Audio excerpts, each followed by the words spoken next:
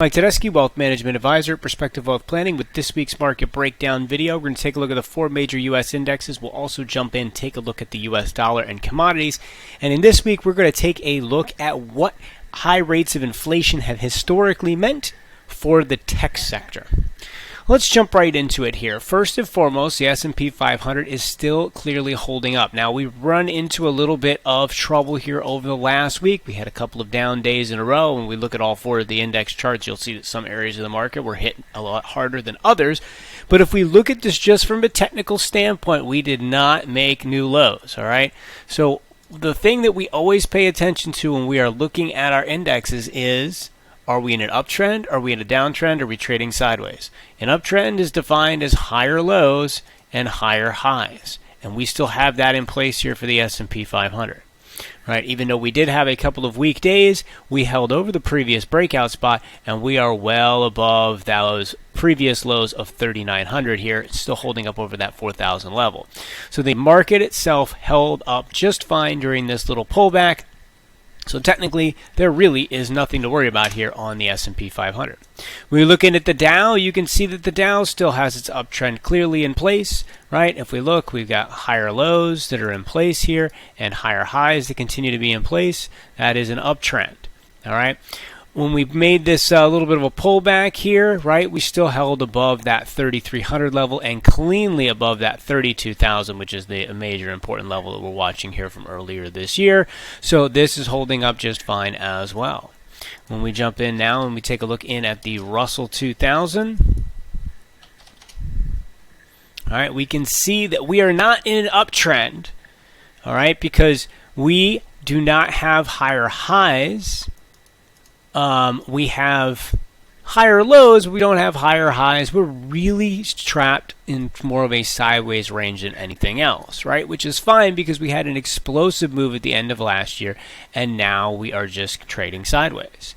Look, markets have two ways in which they can digest a large move. They can move sideways through time and digest that move, or we can get those pullbacks. So correction, back to maybe that 1700 level. What is a lot more bullish? Trading sideways and not giving those gains back, right? So what we've been paying attention to on the Russell, and what we still continue to pay attention to on the Russell, can we hold over 2050, or can we make a break over that 23,060 zone? If we make a break over that 2360 zone, that would be very, very bullish. That would be a very clear signal of risk on. If you fall back underneath that 2050 level, well, now we kind of open the ability for us to get that back test down at 1700, and that doesn't bode nearly as well. But during this pullback that we saw over the last week or so, the Russell didn't come down and make new lows, didn't take out key support levels, so once again, things are holding up just fine. Now, the Nasdaq, as we know, I'm going to clear all these lines out here so we get a clean chart for this analysis here, has not been the leader this year. In fact, when we look at where we're at year to date, we almost flipped negative during this pullback. Right now, Nasdaq's sitting up about 2% for the year, but we got all the way back to only being up like 0.3% for the year. So when we're looking at the S&P 500 and the Dow and things that are up double digits, we're looking at tech stocks which are barely holding on to green. However, our uptrend, is it still in place? Well, we have a series of higher lows, and we have a series of higher highs. Even though this last high was only a marginal high, you can clearly see here over the last 6-8 months, there is an uptrend that is in place. Now, the major key level is this 12,000 zone right in here, this major level of support. Our second area of importance really comes in at about that 13,000 zone, and you can see multiple times we tested this, fell back down, and then we held over it, broke underneath. Like, there is a lot of price action that takes place on this 13,000 zone. A move underneath of it would target that move back towards the lows of the year around that 12,000 mark and wouldn't necessarily be very good or positive for the indexes. But holding over that 13,000 level gives us that ability to push back up towards those highs. And that would give us, if this was actually a low that we've put in here, over the last couple of trading sessions, that would give us a higher low, and that would once again give credence towards that move to the upside. Now, since we're on tech, let's talk about inflation in tech. We keep hearing about inflation. It's something we continue to talk about in these videos. It's very, very important. It's something that is weighing on the market.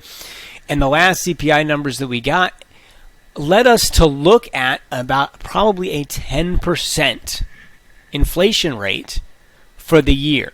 When we look at the price producer 12-month rate of change index, and we go back and look at this historically, and by the way, this chart goes all the way back to 1928, so we're looking at a long time back, and we are looking at the S&P 500 Tech Index in this, because that goes back that far. When the price producer index is over 10%, that's up here in this zone, that has bode really poorly for tech stocks. We have some big down draws, right? 40% down draws, and then we can see we've got big down draws that are in play happening right now as this gets back up over that 10% zone. So this chart down here on the bottom is looking at any time that we've got a 12-month rate over that 10%, what happens during that time frame. All right, and so we can clearly see that inflation above a 10% run rate is historically very bad for the tech space itself, right? And we have seen a lot of struggling this year as inflation continues to be that major talking point. So we are going to continue to pay very close attention to inflation because as we can see from those numbers, it does have a big impact in the tech sector for sure. Now, let's take a look in at the US dollar. The US dollar here is back underneath that 90 level. All right, we actually are down at 89 handle at this point in time. And again, I always like to back this chart up and look at the bigger picture on the US dollar because this doesn't move that much, right? The entire range from 2014, from the high to the low, so basically the last 7 years, it's a 15% size range, right? We obviously don't want a currency moving a ton, and if it moves a ton, that causes a lot of problems inside of the economy. So it pays attention to look at the much bigger picture to give you that real understanding of where we're at.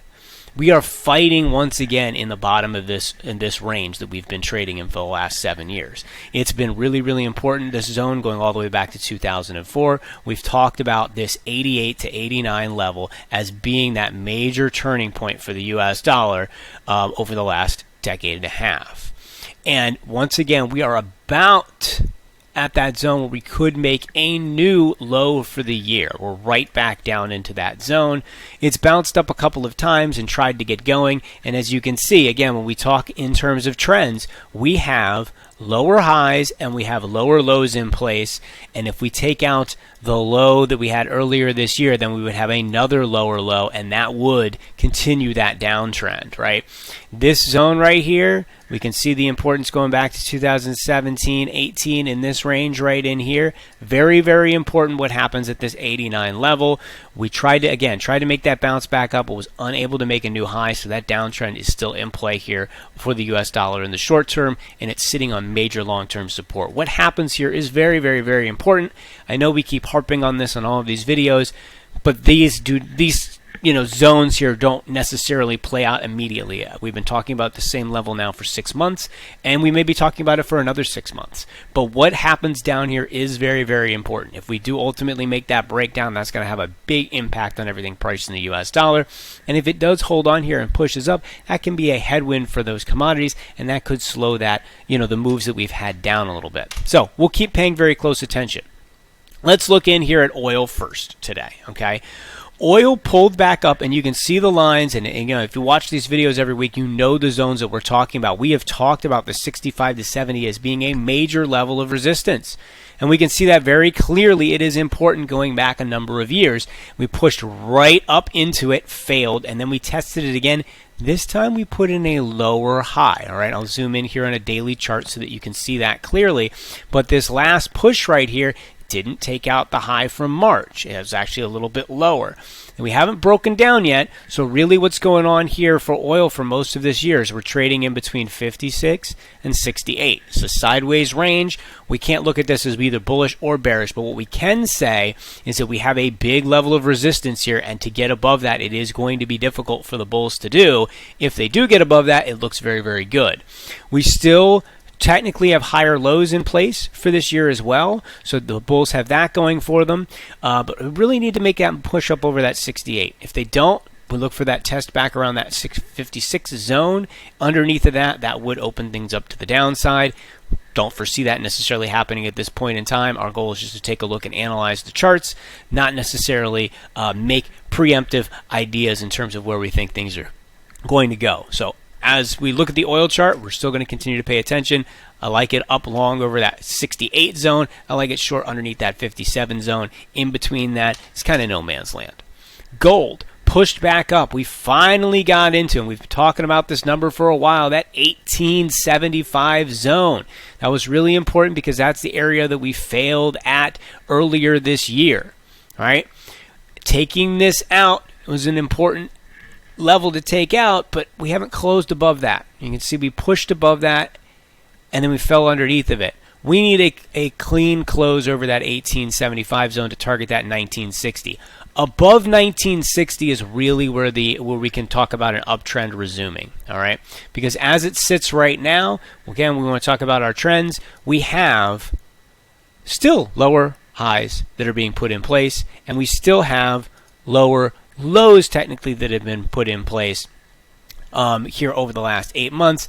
But now we're starting to get a shorter term trend up. So we have a short-term trend over the last 2 months inside of this longer 8-month downtrend, and that's why it's really, really important what happens at these big key levels. Up over 1960, this chart gets fantastically bullish, so we're going to continue to pay very close attention there. Silver continues to look much better than gold has for a long time. Let me clean all of these lines off of the chart here so we can get ourselves a clean look. We have a resistance zone up here basically at that 29. We have not really closed over 29.25. But what do we have here? We have higher lows that have been put in place. We have essentially my favorite chart pattern, an ascending triangle. When those things break out to the upside, if they break out to the upside, they can be some pretty powerful moves. The fact that this wasn't making new lows when gold was shows you the strength that is in the silver market. So we're going to watch for this, and that break over that 29.5 zone on a closing basis over that would be very bullish for the space as a whole.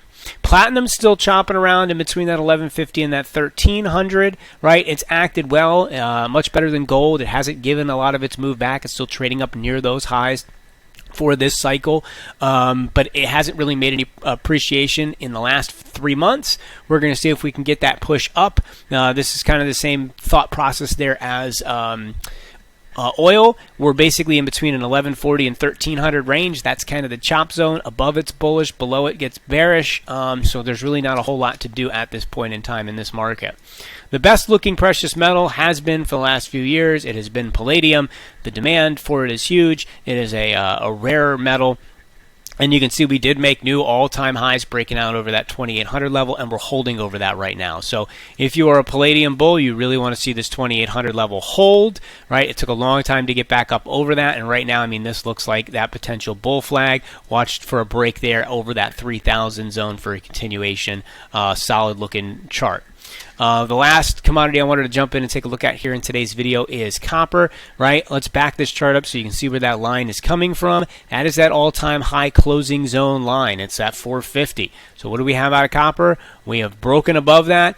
We have made new all-time highs. We are holding over that level. That's the zone that you want to see hold if you are a bull right here in this 450. And this could also be that, potential bull flag. Look for a break over those all-time highs for the next continuation of this.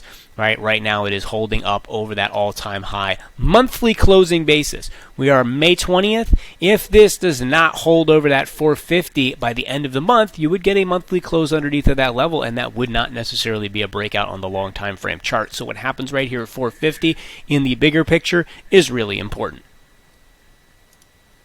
As always, I hope you guys found this information useful.